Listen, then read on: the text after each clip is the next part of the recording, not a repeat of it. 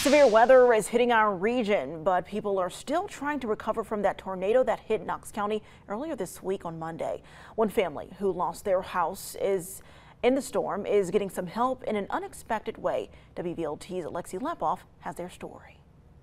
Fifth grader Skylar Foster was huddled in the bathroom at her house when a tornado ripped off the roof, leaving her family without a home. To take our entire household of 4 bedrooms, 3 bath, and now everything we own fits in a 15-foot box. So we've lost a lot. It's been a lot. Skylar's FC Alliance soccer teammate Peyton Gray knew she wanted to help. When people are in need, help them. With the help of the team's manager, Peyton organized a GoFundMe for Skylar's family. It was an absolutely easy decision. Yeah, seeing the need that we had, and we all had the ability to kind of address it. So it wasn't a hard decision at all. The soccer club and community coming together to help the family. The fundraiser has raised more than $5,000.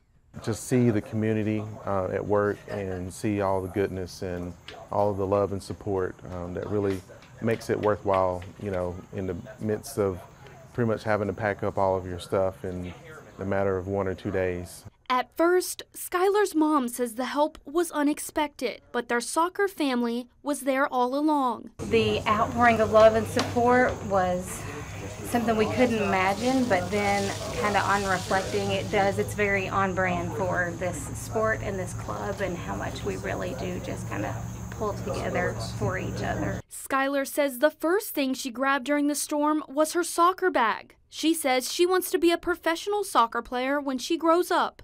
In Knoxville, Lexi Lepoff, WVLT News.